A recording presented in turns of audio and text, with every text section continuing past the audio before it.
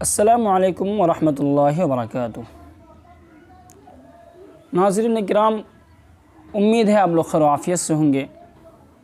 آج کے اس ویڈیو میں ہم بات کریں گے کہ 3 قسم کے لوگوں کی عبادت قبول نہیں ہوتی، یعنی اللہ تبارک و تعالیٰ کے دربار میں نہیں پہنچتی ہے۔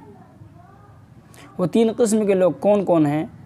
نمبر 1، شرابی، جو شراب پیتا ہو، یعنی جب تک وہ شراب کی حالت میں رہتا ہے، نشے کی حالت میں رہتا ہے، اگر اس بیچ میں کوئی بھی عبادت کرتا ہو، نماز پڑھتا ہو، روزہ رکھتا ہو، صدقہ خیرات کرتا ہو، تو اس کی کوئی بھی عبادت قابل قبول نہیں ہوتی۔ نمبر 2، وہ عورت جس کا شوہر ناراض ہو۔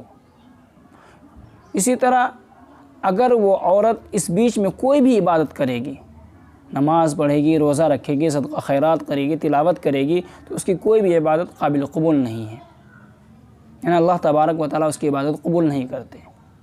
اسی طرح وہ غلام جو اپنے مالک کے نافرمانی کر کے بھاگ گیا ہو، تو جب تک وہ اپنے مالک کے پاس آ کر مالک سے معافی نہ مانگ لے، تب تک اس کی کوئی بھی عبادت قبول نہیں ہوتی۔ اللہ تبارک و تعالیٰ سے دعا کرے کہ ہمیں ان باتوں پر عمل کرنے کی توفیق عطا فرمائے۔ وآخر دعوانا ان الحمد للہ رب العالمین۔